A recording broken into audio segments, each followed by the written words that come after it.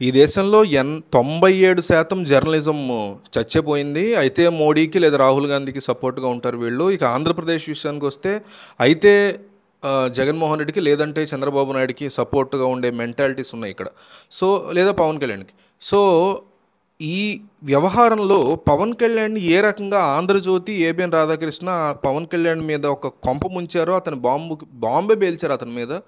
ఏ రకమైనటువంటి ఇబ్బంది వీళ్ళు కలగజేస్తున్నారు జనసేనకి అనేది మనం ఒకసారి క్లియర్‌గా మాట్లాడుకుందాం. దానికంటే ముందు మీరు సబ్స్క్రైబ్ చేసుకోక్కర్లేదు, లైక్ చేయక్కర్లేదు. కేవలం ఈ అనాలిసిస్ మొత్తం చూడండి. చూసిన తర్వాత మీకు నచ్చితే డెఫినెట్లీ ఈ వీడియోని షేర్ చేయండి. మీకు ఫేస్‌బుక్‌లో చాలా గ్రూప్స్ తెలిసుంటాయి, పొలిటికల్ గ్రూప్స్. అక్కడైనా షేర్ చేయండి, లేదా మీ వాట్సాప్ స్టేటస్‌లో పెట్టుకోండి.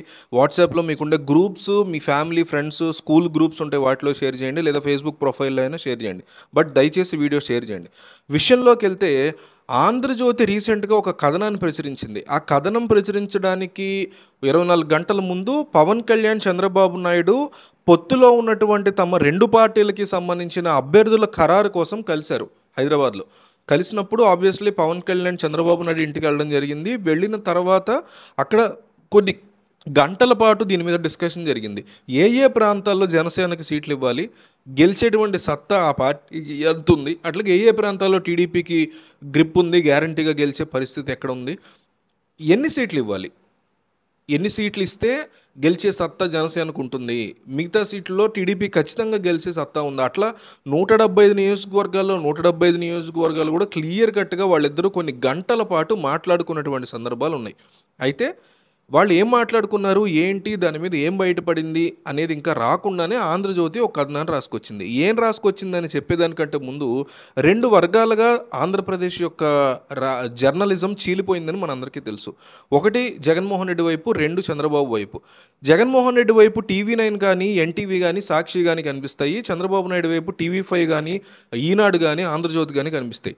అయితే జగన్మోహన్ రెడ్డికి ఇక్కడ ఒక పాజిటివ్ ఇంపాక్ట్ ఉంది వాళ్ళు ఈయన వైపు ఉండడం వల్ల. ఏంటంటే, సాక్షి అనేది సొంత పత్రిక కాబట్టి జగన్మోహన్ రెడ్డి ఎట్లా నడిపిస్తే అట్లా నడిచేటువంటి ఒక అనాలిసిస్ని వాళ్ళు ముందే రూపొందించుకోకుండా జగన్ లేదా సజ్జల రామకృష్ణారెడ్డి ఎట్లా చెప్తే అట్లా పనిచేసేటువంటిది సాక్షి. సో సొంత కవిత్వాలు సొంతగా ఏదైనా చేయాలనే ఉద్దేశంలో వాళ్ళకు ఉండదు. ఇక ఎన్టీవీ కానీ లేకపోతే టీవీ9 కానీ ఏంటంటే, అధికారంలో ఎవరుంటే వాళ్ళని సపోర్ట్ చేయడం దిశగా వాళ్ళ ఐడియాలజీ ఉంటుంది. రేపు చంద్రబాబు వస్తే ఆయన సపోర్ట్ చేస్తారు, లేదు మళ్ళీ జగనే వస్తే మళ్ళీ జగన్ని సపోర్ట్ చేస్తారు. ఈసారి 2029లో చంద్రబాబు వస్తే ఆయన చేస్తారు, మళ్ళీ అప్పుడు జగన్ వస్తే జగన్ చేస్తారు. అట్లాగే ఉంటారు తప్ప వీళ్ళేమి సొంతగా ఏదో చెయ్యాలనో లేకపోతే ఇంకోటనో ఉండదు. వీళ్ళు కూడా ఏంటంటే అనాలిసిస్లు చేసినా అన్నీ న్యూట్రల్గానే చేస్తారు. మీరు అబ్జర్వ్ చేస్తే టీవీ9 కానీ, ఎన్టీవీ కానీ డైరెక్ట్గా సపోర్ట్ చేయవు జగన్మోహన్ రెడ్డిని కానీ, ఆయన పార్టీని కానీ, ప్రభుత్వాన్ని కానీ. ఇండైరెక్ట్గా ఏదో నిజంగా న్యూట్రల్ స్టాండ్ తీసేసుకున్నారు బాబోయ్ వీళ్ళు అని ప్రజల్ని మభ్యలో పెట్టి అప్పుడు సపోర్ట్ చేస్తాయి. అయితే ఆంధ్రజ్యోతి రాధాకృష్ణ లాంటి వాళ్ళకు ఉన్నటువంటి బిగ్గెస్ట్ నెగిటివ్ అదే ఇప్పుడు టీడీపీకి, జనసేన పొత్తుకి తలకి నొప్పిగా మారుతుంది. ఏంటంటే, సొంత కవిత్వం ఎక్కువ.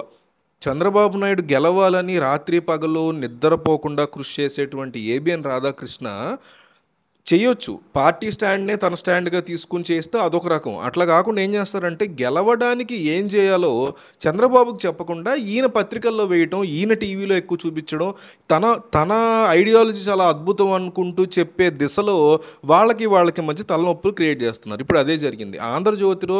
వీళ్ళిద్దరి మీటింగ్ గురించి వచ్చినటువంటి కథనాన్ని చూస్తే మీరు కూడా నేను చెప్పింది కరెక్టే అంటారు. ఎందుకంటే 20 సీట్లు మాత్రమే జనసేన పార్టీకి రాబోతున్నాయి అంటూ ఏబిఎన్లో కథనం వచ్చేసింది.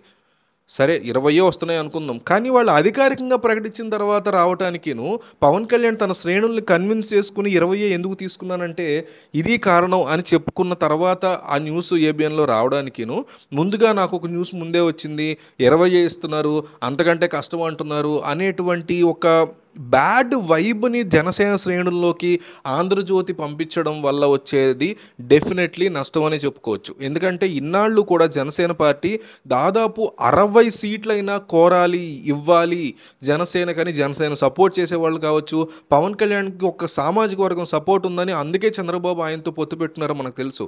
ఆ సామాజిక వర్గం పెద్దలు కావచ్చు, కనీసం 60 సీట్లు, 175లో 60 సీట్లు జనసేనకి ఇస్తేనే ఓటు బ్యాంక్ అనేది ఈ సామాజిక వర్గం నుంచి కావచ్చు, పవన్ కళ్యాణ్ సపోర్ట్ చేసే వేరే సామాజిక వర్గాలు కావచ్చు, వాళ్ళందరి ఓటు బ్యాంకు కూడా తెలుగుదేశం పార్టీకి షిఫ్ట్ అవ్వాలంటే డెఫినెట్లీ 60 సీట్లు ఇవ్వాల్సిందే అని వాళ్ళు పట్టుబడుతున్నారు. సరే 60 ఎట్లాగో ఇవ్వలేరని పవన్ కళ్యాణ్ కూడా తెలుసు కాబట్టి ఆయన 40 కోసం బేరం ఆడుతున్నారు. ఈ బేరాల్లో నడుస్తున్న టైంలో 20 ఇచ్చారు అంటూ బయటకు వచ్చినటువంటి వార్త ఏదైతే ఉందో పవన్ కళ్యాణ్ ఎత్తిన ఆంధ్రజ్యోతి రాధాకృష్ణ అతిపెద్ద పిడుగును వేసినట్లే అవుతుంది. ఇది ఎట్లా బయటకు వస్తుందంటే ఆంధ్రజ్యోతి రాధాకృష్ణ ఉపయోగించుకుని చంద్రబాబు నాయుడే పవన్ కళ్యాణ్తో మైండ్ గేమ్ ఆడుతున్నారు. 20 అంటూ గట్టిగా తన మీడియా ద్వారా బల్లగుద్ది చెప్పే ప్రయత్నాలు చేస్తే ఫైనల్గా పవన్ కళ్యాణ్ ఒక 25 చూసుకుని 25 ఇచ్చినా కూడా ఓకే అనుకుంటాడులే అనేటువంటి ఒక ఫీలింగ్ వస్తుంది.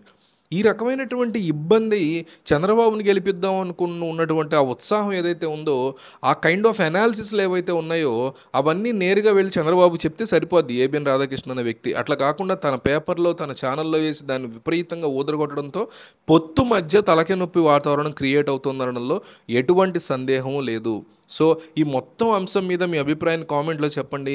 నేను ఇందాక మిమ్మల్ని రిక్వెస్ట్ చేసినట్టు దయచేసి ఈ వీడియోని మీ వాట్సాప్ స్టేటస్లో ఉన్న పెట్టండి, మీ వాట్సాప్ గ్రూప్స్లో షేర్ చేయండి, ఫేస్బుక్లో మీరు చాలా గ్రూప్స్లో ఉంటారు, ఆ గ్రూప్స్లో షేర్ చేయండి, లేదా మీ ఫేస్బుక్ ప్రొఫైల్లో షేర్ చేయండి. So thank you so much. మీకున్న అభిప్రాయాన్ని కామెంట్లో మాత్రం తెలియజేయండి.